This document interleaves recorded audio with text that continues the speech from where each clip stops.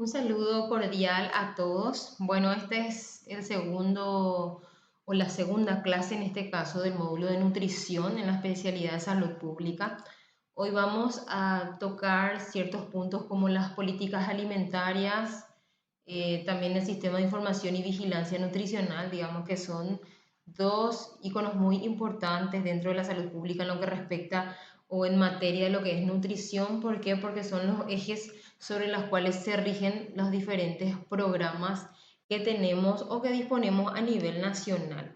Entonces, para dar una introducción respecto, digamos, a esas políticas, tenemos que hablar que también todo lo que demande respecto a lo que es nutrición también está reflejado en el marco legal a través, digamos, del derecho, en este caso, a la alimentación, que está reconocido en la Declaración Universal de los Derechos Humanos del año 1948 como parte del derecho a un nivel de vida adecuado y consagrado en el Pacto Internacional de Derechos Económicos, Sociales y Culturales, ¿sí?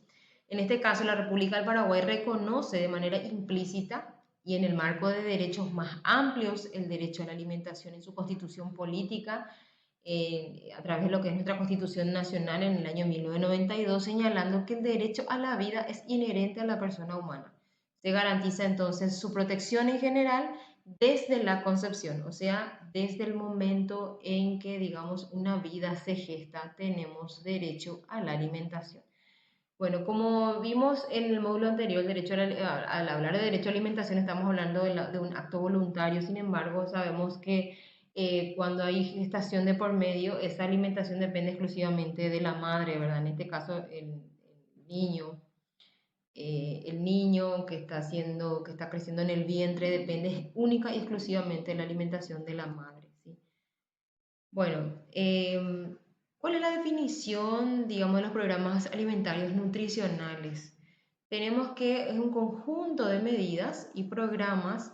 ¿Por qué hablamos de lo que es un programa alimentario nutricional? Porque sobre esto nos vamos a regir para hablar de las políticas alimentarias. Entonces, desde ese contexto podemos hablar que es un conjunto de medidas y programas desarrollados por los estados con la finalidad de que de garantizar el derecho a la alimentación a través de la suficiencia, la accesibilidad física y económica y calidad de los alimentos, que entonces permita prevenir y controlar todos los estados que tengan que ver con la malnutrición, ya sea por déficit o por exceso, porque hoy sabemos que hay una se habla de una doble carga de la malnutrición, por un lado del déficit, por otro lado del exceso, o sea, niños con desnutrición y a la par niños con obesidad, garantizando el buen estado de salud a individuos y grupos poblacionales con énfasis en los más vulnerables y atendiendo a todos los niveles de la sociedad. Aquí vamos con esta definición, que estos programas y estas medidas que adopta un Estado, estamos hablando en este caso del Estado paraguayo, es justamente para prevenir y controlar esa doble carga de la malnutrición de la que hablamos. Por un lado del déficit en el caso de niños donde sí que se encuentran en una extrema pobreza o digamos poblaciones vulnerables de extrema pobreza, y por otro lado el caso de los excesos, como es en el caso de niños con sobrepeso y obesidad, que cada vez, digamos, vemos más. Ahora, ¿por qué tenemos que manejar esos programas? Porque tenemos que conocer a nivel de salud pública que existen políticas nutricionales que rondan en torno, aquí van a ver, a lo que es la vigilancia. Vigilancia dice el nombre vigilar, ¿sí? Seguir, hacer un monitoreo, que tiene que ver con el SISBAN, que tiene que ver con un sistema de vigilancia alimentaria y nutricional, del cual dependen otra vez otros programas que tienen que ver con el crecimiento y desarrollo de niños, ¿sí? En etapas críticas, como por ejemplo los niños menores de 5 años. También a la vigilancia de lo que son las enfermedades crónicas no transmisibles, que justamente dentro de ese grupo de enfermedades se encuentra la obesidad. Tenemos un programa de obesidad dentro de lo que es el Ministerio de Salud Pública, así como también una dirección de vigilancia para estas enfermedades que, como vimos en la clase anterior, eran enfermedades crónicas que pueden prevenirse, como es el caso de la obesidad o el sobrepeso, la obesidad, las dislipidemias, la hipertensión arterial y la diabetes. Entonces, un conjunto de enfermedades que pueden ser prevenibles. Después tenemos el campo de lo que es la prevención a través, ¿verdad?, de programas alimentarios nutricionales infantiles como el PANI, también en el caso de la alimentación escolar, en la cual también sabemos que hay o ciertos colegios o ciertas escuelas que son beneficiados por lo que es el Ministerio de Salud a través de la detección, ¿verdad?, de los grupos poblacionales vulnerables que hacen que, digamos, ciertas escuelas tengan acceso a lo que es el almuerzo escolar y la merienda escolar. Luego tenemos acciones de promoción como la actividad física, la pausa activa, y también acá tenemos a la sigla GAP, que serían las guías alimentarias del Paraguay, que digamos que nos ayudan muchísimo a nivel poblacional para establecer las recomendaciones en materia de, digamos, cantidad de alimentos, variedad, proporción y adecuación para las personas. Y un programa o una política nutricional que tiene que ver con la fortificación, que es justamente la fortificación, el agregado, por ejemplo, de yodo y de micronutrientes a, digamos, ciertos alimentos, como es el caso, por ejemplo, de la harina, que por ley tiene que estar fortificada. Entonces, digamos, tenemos varias políticas nutricionales que están activas a nivel país y las cuales debemos conocer como agentes de la salud, como agentes de cambio, como instrumentos que van a llevar la voz a determinadas personas o a determinadas comunidades dentro de lo que es el contexto de la especialización, digamos, en salud pública. Siguiendo entonces, vamos a ir viendo con lo que es cada uno de ellos así, digamos, de manera rápida, lo que corresponde al Sistema de Vigilancia Alimentaria y Nutricional, conocida más bien como SISBAM, que se encarga justamente de recolectar ciertos datos, hacer un análisis y una interpretación y difusión de los datos recolectados. ¿Para qué? Para que justamente a partir de este sistema de vigilancia se puedan tomar, digamos, recaudos, normas, a ver, también se podrían tomar decisiones de acuerdo, digamos, a cómo se va dando este sistema de vigilancia. Este es un proceso sistemático. ¿Qué significa eso? Que es un proceso que se hace, digamos, rutinariamente, en el cual utilizan métodos prácticos, informes, y también a su vez estos métodos sean rápidos. ¿Por qué? Porque se tiene que detectar ya, digamos, a etapas tempranas la necesidad de vigilar determinados tipos de poblaciones. En Paraguay sabemos que las poblaciones vulnerables, por un lado, son los niños, niños menores de 5 años, embarazadas y en especial con bajo peso, así como también la tercera edad, que también es una población vulnerable. Hoy sabemos que tenemos una dirección de vigilancia alimentaria y nutricional para niños menores de 5 años y mujeres embarazadas con riesgo de desnutrición. ¿Qué es lo que se hace? Se van tomando estos datos y se va haciendo un monitoreo y una evaluación constante, ¿sí? Bueno, aquí van a ver las planillas que a nivel ministerial, digamos, esto va corriendo en las diferentes unidades de sanidad familiar, también se tiene este sistema de vigilancia en los centros de salud, digamos, en los hospitales con los que el programa, digamos, se encuentra vigente, en hospitales públicos, ¿sí? Entonces, a través de estas planillas se va haciendo un seguimiento y una evaluación. Obviamente que a través de esa evaluación se le va haciendo el monitoreo también a estas poblaciones que son beneficiadas con los diferentes programas, ¿sí? Entonces, es una manera también de hacer el monitoreo y la evaluación. La desnutrición global por región y en cuanto, digamos, también distribuidos por sexo, tenemos que en Paraguay hay una situación de menores de 5 años donde los indicadores que utilizamos en nutrición no es precisamente solo el peso, sino el indicador que revela en realidad la asociación de dos variables. Por un lado tenemos peso-edad, que nos habla de una desnutrición global. Luego tenemos otro parámetro u otro indicador que es el peso talla, que nos da la pauta de que hay una desnutrición aguda, sobre la cual podemos actuar aún. Y la desnutrición, digamos, que tiene que ver con la desnutrición crónica, que tiene que ver con la talla de edad, que sí es una desnutrición de larga data que ya no tiene, digamos, vuelta atrás, que ya no tiene forma de regreso. Eso es lo que tratamos de cuidar, ¿verdad? Que si hay una detección de una desnutrición aguda, se pueda trabajar para que eso se pueda revertir, porque digamos, la desnutrición aguda se podría revertir si se actúa a tiempo, pero sin embargo en la desnutrición crónica ya no. Vemos que aquí hay un porcentaje de 17.8% total de la población con un riesgo de desnutrición. ¿Qué significa eso? Niños que, digamos, están a un pasito de entrar en lo que es la desnutrición. El eutrofismo significa un estado, digamos, normal. Un niño que tiene un peso adecuado para la talla, un niño que tiene una talla adecuada para la edad, ¿sí? Sin embargo, en el riesgo de desnutrición ya estamos hablando cuando estamos por debajo del desvío estándar. El desvío estándar es una forma en la cual, digamos, se puede evaluar si un niño está dentro del percentil, que son los parámetros de referencia que adoptamos como parámetros normales. Entonces, cuando estamos por debajo del -1, sería ya el riesgo de desnutrición, que, digamos, encontramos a nivel país prácticamente un 18% de niños con riesgo de desnutrición. ¿Sí? Aquí hay otros datos también alarmantes en los cuales podemos ver que de acuerdo a los departamentos también se puede clasificar o categorizar, digamos, el estado nutricional, en el cual vemos que Concepción es uno de los departamentos más afectados.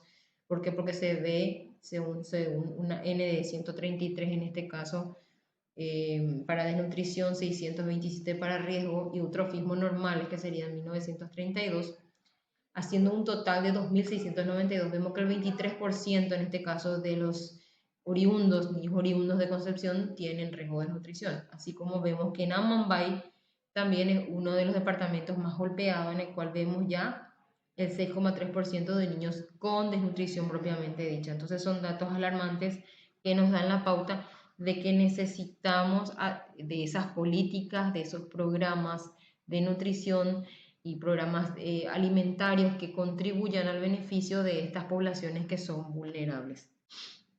Siguiendo entonces con la línea de las estadísticas, vamos a ver de vuelta aquí que aquí podemos ver el contraste de lo que hablamos al inicio, la doble carga de la nutrición, por un lado niños con déficit y por otro lado niños con sobrepeso, en la cual se ve perfectamente que si bien el riesgo de nutrición es mayor, el sobrepeso, digamos, está también a la par. Estamos viendo cada vez más niños con sobrepeso y obesidad, más aún después de la pandemia, en donde el confinamiento, niños encerrados, niños todo el día jugando o con la televisión o con el celular, hicieron justamente que, digamos, el sedentarismo se acentúe y por ende también, bueno, aumente el peso. Y por otro lado, el riesgo de talla baja, como habíamos dicho, que la talla edad era un indicador de desnutrición crónica. Niños con talla baja nos dan reflejo de que hay una desnutrición crónica de por medio. Claro, hay ciertas excepciones, como lo es, por ejemplo, niños cuyos padres tienen la talla baja. Eso es diferente a decir de un niño que tenía que haber tenido un crecimiento, desarrollo, digamos, dentro del percentil adecuado y sin embargo no lo tiene. Entonces ahí es donde se ve que la desnutrición termina siendo crónica. Siguiendo de vuelta con esa más doble carga de la nutrición, podemos decir que con este porcentaje, 3 de cada 10 escolares tienen sobrepeso y obesidad. Y también cuando vemos aquí riesgo, digamos que en niños con talla baja también vemos un porcentaje de niños con talla baja, o sea, con desnutrición crónica. Y por otro lado, los que no tienen talla baja, que serían talla normal, que digamos es un porcentaje elevado, pero no descuidemos que hay niños con desnutrición crónica. Todas estas cifras son cifras que realmente nos deben mover para hacer algo al respecto, ¿sí? Es por eso que un sistema de vigilancia es muy importante dentro de lo que es la salud pública. Siguiendo entonces con la presentación, vamos a ver cuál es la situación nutricional por grupo etario, en la cual vamos a ver que tenemos por un lado la cara y la contracara, ¿verdad? En este caso de embarazadas, ¿sí? Donde vemos embarazadas por un lado con bajo peso y también embarazadas con obesidad. O sea, tenemos también el mismo fenómeno, así como vemos en niños la malnutrición y el exceso, así también vemos en mujeres embarazadas. Bueno, la Dirección de Vigilancia de Enfermedades Crónicas No Transmisibles, que también vimos que es un área, digamos, de esas políticas alimentarias que son implementadas. Vamos a ver que si ustedes ingresan en la página web y ponen Dirección de Vigilancia del Ministerio de Salud, automáticamente les va a salir esta, esta página en la cual ustedes pueden acceder a todas las informaciones que emite esta Dirección de Vigilancia. Entonces podrían entrar, visualizar, ver un poco qué hay al respecto y digamos de qué otros organismos depende también esa dirección de vigilancia para poder, digamos, adentrarse más en las políticas alimentarias del Paraguay. Siguiendo entonces con, con estas políticas alimentarias, vamos a ver que también el Ministerio de Salud cuenta actualmente con un programa nacional de diabetes que tiene una misión y una visión que también aborda, digamos, a la diabetes como, por ejemplo, la misión de mejorar la salud y calidad de vida de las personas que ya padecen de la enfermedad. También en su visión pretende promover un estilo de vida saludable para la prevención de la enfermedad en la población general y en las personas susceptibles y lograr un manejo integral de las personas con diabetes a través de la capacitación por parte del personal de salud, en este caso no solamente el nutricionista es considerado ahí y un agente importante, sino también el personal de enfermería, el personal médico, todos aquellos, digamos, personales que tengan que ver con el área de salud. También digamos, se busca el empoderamiento de los pacientes, que estos pacientes se sientan, digamos, protagonistas como agentes de cambio por medio de la autoeducación, facilitando la provisión de medicamentos e insumos necesarios para el tratamiento. O sea que el programa también contempla la entrega de medicamentos y insumos necesarios dentro de lo que ya es el tratamiento de la enfermedad. Entonces, si no lo conocían, bueno, sabemos hoy que el Programa Nacional de Diabetes es un programa que está funcionando y que es dependiente del Ministerio de Salud Pública. Hay ciertas socializaciones que se hacen. En este noviembre justamente fue, el 14 de noviembre fue justamente, se conmemoró el eh, día digamos, nacional de la diabetes. No sé realmente si es nacional o internacional, pero el 14 de noviembre se conmemora aquí y bueno, se hacen una serie de actividades relacionadas justamente a la enfermedad, como promoción, el tema de club de diabetes, hay varios centros de salud que tienen, también unidades de sanidad familiar también. O sea, hay muchas maneras de promover a través de estos programas. Bueno, hay una ley que es 2035 que establece el marco legal del Programa Nacional de Diabetes para ejercer las acciones que se desarrollan en el área, ¿verdad? Incluyendo tanto promoción de estilo de vida, la asistencia sanitaria, la investigación, la epidemiología y tecnología, como así también se establece el origen de los recursos financieros necesarios para llevar a cabo las acciones indicadas. ¿Qué quiere decir esto? Que el gobierno debe prever, digamos, un financiamiento para este tipo de programas, deben haber recursos justamente porque se hace en el marco de una ley que, digamos, hace que cada año se pueda implementar, digamos, este programa. Bueno, ¿cuáles son las estrategias? Obviamente tiene que haber una coordinación central, que esto depende netamente del Ministerio de Salud. Se genera conciencia pública sobre lo que es la enfermedad, la capacitación a proveedores de salud, la elaboración de normas y pautas sobre lo que es la enfermedad, y esto se hace en conjunto siempre con, digamos, todo lo que concierne a la parte, digamos, técnica, como médicos, nutricionistas, psicólogos, la elaboración y distribución de materiales educativos, formar niveles de atención integral y a nivel nacional. O sea, hay varias estrategias sobre las cuales rondan, digamos, este programa que hace que sea integral y que ayuda, ¿verdad?, a que la comunidad pueda conocer y pueda ser parte de ello en el caso, digamos, que les afecte, como es en el caso de los pacientes que ya padecen la enfermedad. Entonces tenemos ya el Programa Nacional de Diabetes como uno de ellos. Las estrategias tienen mucho que ver, obviamente, con las investigaciones, los estudios que hay al respecto, también de promover la formación de comunidades promotoras, o sea, establecer núcleos de vida sana, clubes, centros educativos, un ambiente de trabajo saludable, también promover fuentes de financiamiento, o sea, también no solamente que el ministerio sea el único órgano que pueda, digamos, solventar o financiar este programa, sino también a través de otros entes, ¿sí? Y que también formen parte de esa elaboración y ejecución del presupuesto final. Entonces hay varias estrategias en base a lo que es el Programa Nacional de Diabetes.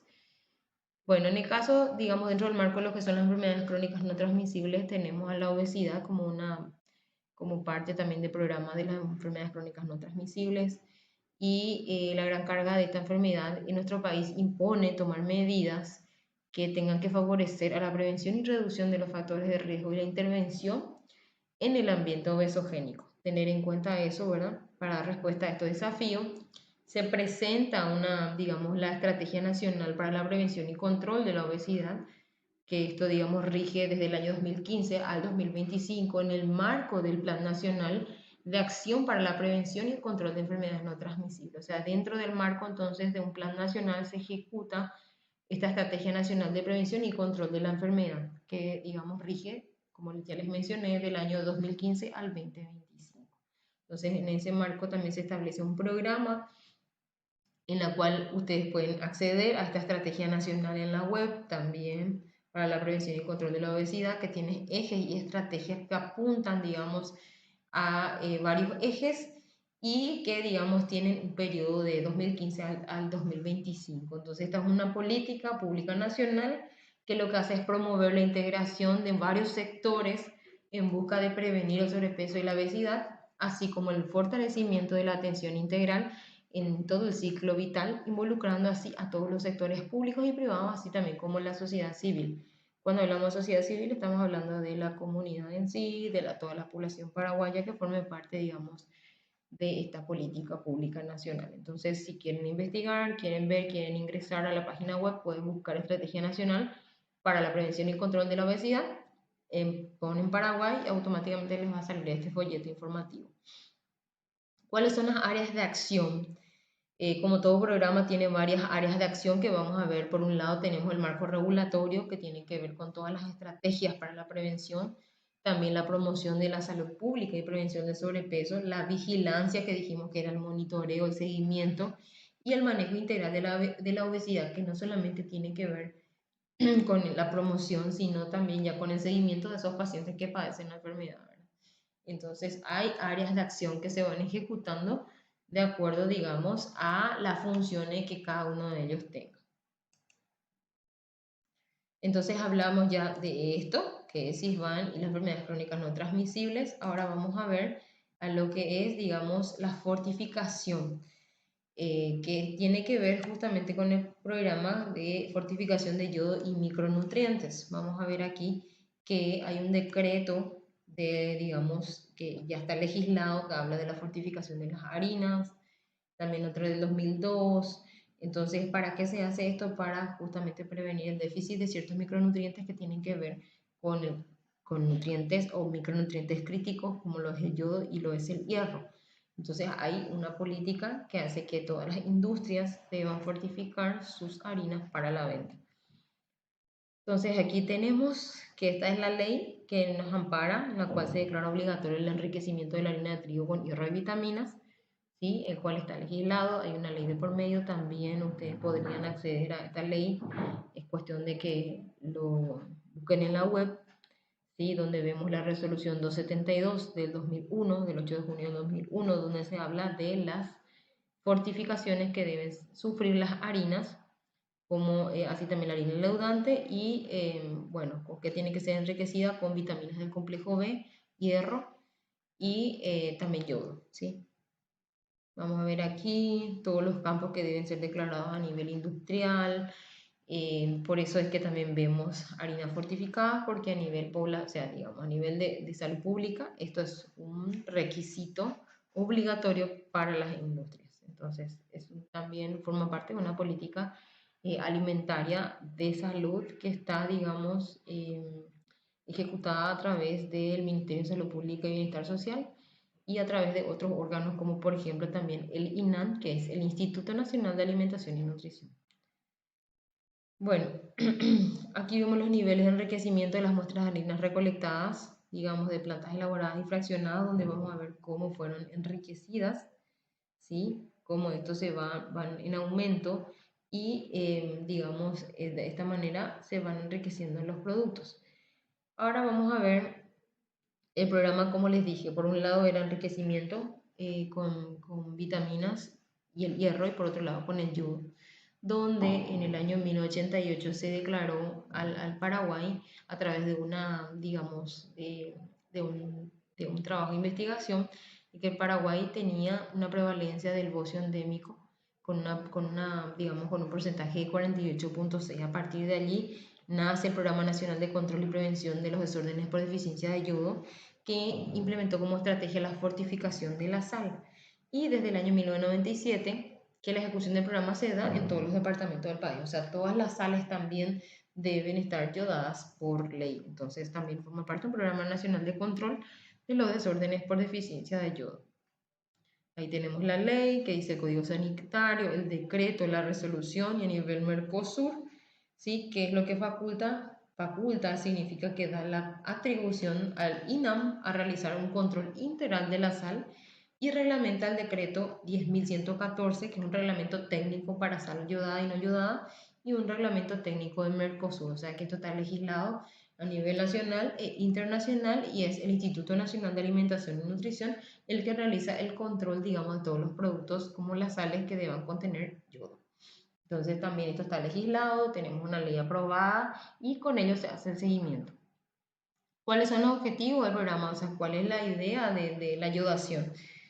Bueno, primero es que antes que nada es contar con un programa de fortificación de la sal con el yodo que digamos es interesante. ¿Por qué? Porque se vieron los datos alarmantes respecto a lo que es el bocio endémico.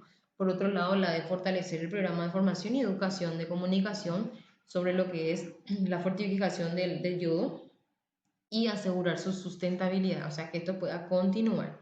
¿Sí? Entonces, esos son los objetivos del programa de lo que es fortificación con yodo. También sabemos que cualquier programa debe tener digamos, un respaldo jurídico, entonces también es un objetivo el de contar con todas las disposiciones jurídicas necesarias para la adecuada ejecución del programa y fortalecer el sistema de monitoreo y vigilancia, o sea, la acción del programa de control de la fortificación con yodo, ¿sí? Entonces, digamos que necesitamos también un soporte jurídico que respalde y que pueda, digamos, dar sostenibilidad al programa.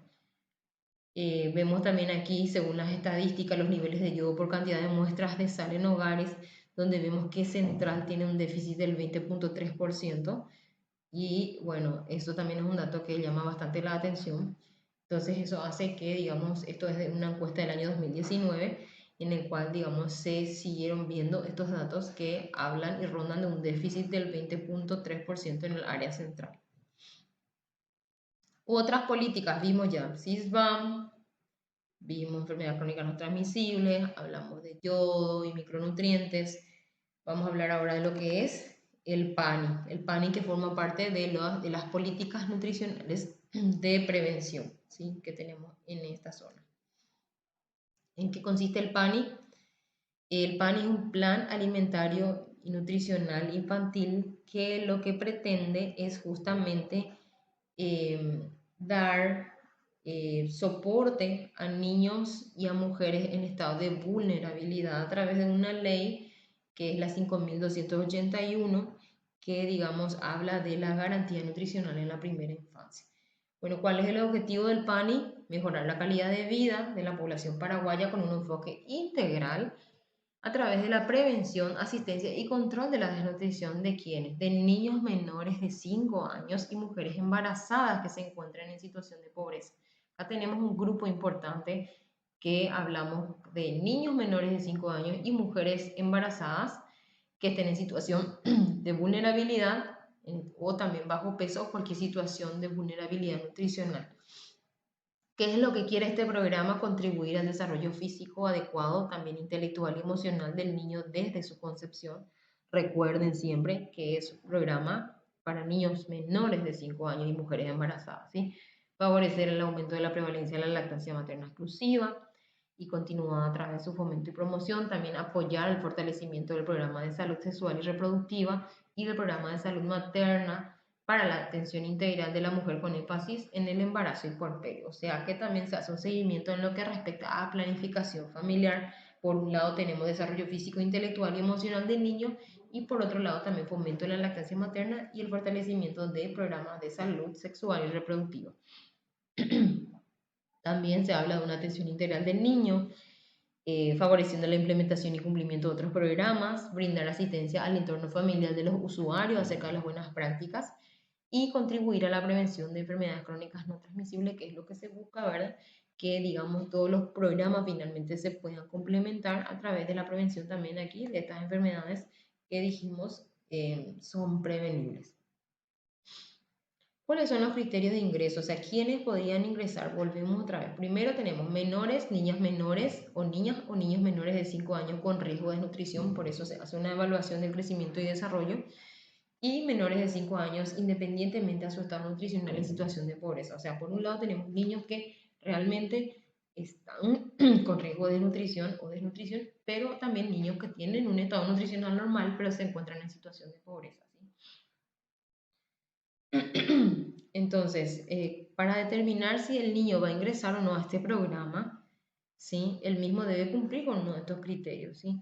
O sea, yo no voy a leer todos estos criterios porque ustedes lo tienen aquí a mano, pero sí van a darse cuenta que hay ciertos, digamos, ciertos criterios que hacen que determinados grupos puedan ingresar dentro de este programa, ¿sí? Y esos documentos respaldatorios deben ser anexados a las tarjetas, porque el PANI lo que hace es dar unas tarjetitas en las cuales, digamos, se respalda ahí la necesidad de que, digamos, estas personas sean asistidos con que vamos a ver con ciertos complementos que tienen que ver con digamos, con el soporte que se le va a dar, ¿sí? Donde vamos a ver aquí que acá tenemos, siguen todavía los criterios y quienes no ingresarían al PANI, sería con la leche fructificada. Es una leche que se le da a la mamá que está embarazada y que tiene bajo peso o al niño con bajo peso, donde digamos cada mes se le va dando una bolsa de leche en polvo fortificada y digamos el niño tiene que venir a sus controles sí o sí para poder gozar de ese beneficio y ver un poco el seguimiento a ver si es que el niño va subiendo de peso o va digamos aumentando de talla. En el caso de la alimentación escolar tenemos también que tiene que ver con esa asistencia que hace el Ministerio o el Instituto Nacional de Alimentación y Nutrición a, digamos, poblaciones que necesitan una asistencia en el almuerzo escolar y también en la merienda escolar. Ahí tenemos el nivel de lo que es merienda, almuerzo y cantina, ¿sí? Donde vamos a ver que hay un monitoreo. ¿Por qué? Porque el Ministerio de Educación tiene a su cargo la implementación de un programa de merienda en las escuelas de la capital, así como en las que, digamos, están en el resto del país, así como también el almuerzo en las escuelas de la capital, también las que rondan alrededor, digamos, de la capital, y hay, digamos, que hay colegios o, digamos, centros que son beneficiados con este soporte. En el caso de la cantina escolar, ¿qué es lo que también se busca? Que se vendan alimentos saludables, estamos hablando no tanta comida chatarra, buscar siempre que se promuevan los hábitos de vida saludable, reconocer el valor y el impacto que tiene, digamos, estos hábitos en la salud. También que el personal educativo forme parte de este cambio, no solamente enseñar, sino también que sean ejemplos y promover el consumo de alimentos saludables ofrecidos en las cantinas escolares. Vemos aquí entonces que las políticas nutricionales giran en torno a la vigilancia, a la prevención, a la promoción y a la fortificación. Bueno, en el caso de la actividad física también tenemos un programa de actividad física que es dependiente del ministerio en el cual se van realizando diferentes actividades de difusión y de socialización para que las personas tomen conciencia de la importancia de lo que es la actividad física. ¿Sí? La prevalencia de factores de riesgo del Paraguay, que es lo que habla de que 74.5 de la población paraguaya es sedentaria, que significa que 8 de cada 10 paraguayos sedentarios. Entonces, en base a esa estadística que es del 2011, se busca mejorar, digamos, esta parte del estilo de vida de las personas. Ahí tenemos las políticas de promoción de la actividad física, donde también hay una política de promoción, al igual que de la obesidad, que tiene, digamos, establece un periodo de 2015 al 2025 para la implementación de la Política Nacional de Promoción de Actividad Física. Y bueno, digamos que todo también está en el marco también de la prevención de enfermedades crónicas no transmisibles. La política de promoción de actividad física con un enfoque en ciclo vital para el periodo de 2012-2022 se fundamenta, digamos, bajo dos conceptos. ¿Sí? Por un lado, relaciona la acción o la actividad física con la salud como un resultado desde la concepción terapéutica, o sea, todo lo que tenga que ver para prevenir, y por otro lado también para el bienestar el mejoramiento de la calidad de vida de las personas y de la población general, donde se les pueda dar oportunidades para el desarrollo de sus potencialidades. Aquí tenemos los diferentes programas, o sea, en realidad actividades que se van realizando a nivel poblacional y también el tema de la pausa activa en el trabajo, que hay, digamos, hay lugares de trabajo que ya van implementando y, digamos, que van utilizando y que, digamos, tienen un efecto positivo en los funcionarios. Aquí tenemos la guía alimentaria del Paraguay, que a través de la olla, seguramente ustedes lo conocen ya, se van promoviendo los diferentes mensajes de las guías. Cada guía tiene un propósito en el cual uno puede adquirir también esta guía a nivel de la web, puede buscar y les va a salir, digamos, los documentos en PDF donde ustedes pueden descargar y tener. Y realmente es muy interesante cómo aborda porque de una manera sencilla y práctica va enseñando las medidas caseras que se deben consumir de cada grupo de alimentos, ¿sí? Entonces también tenemos a las guías alimentarias como un instrumento educativo para enseñar de forma sencilla a la población. También tenemos las guías alimentarias del Paraguay para niños y niñas menores de 2 años, así como tenemos las guías alimentarias generales que son para adultos, también tenemos para niños en la cual también se establecen guías donde cómo incorporar la alimentación complementaria, cómo qué hacer a partir de los 1 año, cómo debe ser la higiene en cuanto al consumo de, digamos, de gaseosas y diferentes puntos también que se abordan en esta guía y son muy interesantes para el conocimiento de la población en general. Y bueno, así como habíamos visto, son varios los programas y las políticas alimentarias que tiene nuestro país, que digamos que se van trabajando, no se pueden cubrir realmente todas las zonas vulnerables, pero sí existen programas y políticas alimentarias destinadas a, digamos, el mejoramiento de esos indicadores y esos índices alarmantes digamos, que vamos teniendo a través de ese sistema de vigilancia. Entonces es interesante que podamos aprender y entender de que esto también forma parte de nuestra formación como profesionales de salud. ¿Por qué? Porque debemos conocer todos los programas y políticas alimentarias a nivel de la salud pública del Paraguay. Bueno, muchísimas gracias. Y bueno, a partir de ello vamos a ver un trabajo que vamos a hacer con las guías alimentarias probablemente o con, en este caso también con el PANI, que es un programa que se implementa bastante en, digamos, los centros de salud, que ya les voy a ir informando en la plataforma. Bueno, muchísimas gracias.